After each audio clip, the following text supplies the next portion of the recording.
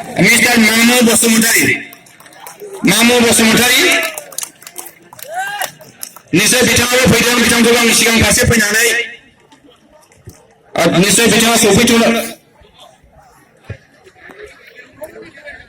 बिथांखौबो आङो फैनो थाखाय खावलायबाय मामु बसुमतारी आरो बे समाव आं खावलायगोन श्रीमती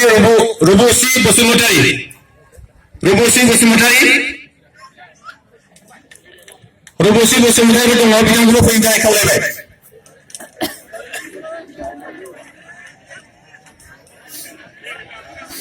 रुबुसि बसुमतारी बिथांखौ फैनो थाखाय खावलायबाय आरो बे समावहाय आङो खावलायबावदों श्रीमती कलश्री बसुमतारी बिथांखौबो आङो सिगां फारसे थांनो खावलायबाय आरो बे समाव आं खावलायदों श्रीमती बिबिका नार्जारी बिथांखौबो आं सिगां फारसे थांनो खावलायबाय आरो बाहाय आङो खावलायबावदों श्रीमती अनिता बसुमतारीखौ सिगां फारसे थांनो खावलायबाय आरो बे समाव आं खावलायदों श्रीमती बिमला बसुमतारी बिथांखौबो आङो खावलायबाय बिमला बसुमतारी फैबाय नङा होमबा आरो बे समावहाय आं खावलायदों श्री धीरेन बसुमतारीखौ सिगां फारसे थांनो थाखाय खावलायबाय आरो बे समावहाय आङो खावलायगोन नेरसोन बसुमतारी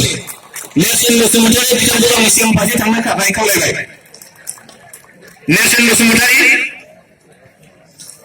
बे समावहाय आङो खावलायबावदों जे जोंनि देबनाथ बसुमतारीखौ सिगां फारसे थांनो थाखाय खावलायबाय देबनाथ बसुमतारी सफैबाय नङा होमबा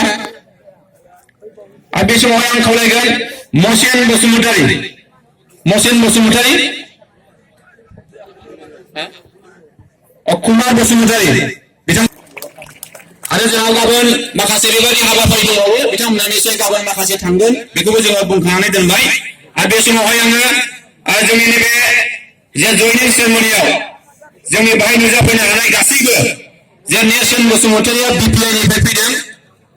बिथाङा बिपिआइनि सासे दैदेनगिरिमोन बिथाङा जोंजों बाहागो लाफैबाय आरो गासैबो जेसेबांनाखि जों दा बिथांमोननि मुंखौ जों खारिबाय बिथांमोना गासैबो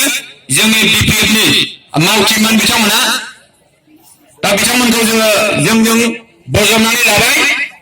आरो बिथांमोनखौ जोंनि आलासि बिथांमोना निश्चय गांफा आर'नाइजों बरायगोन बेनिखायनो आं आसा खालामबाय जोंनि नुजानो हानाय इउपिपिएलनि गाहाय नेहाथारि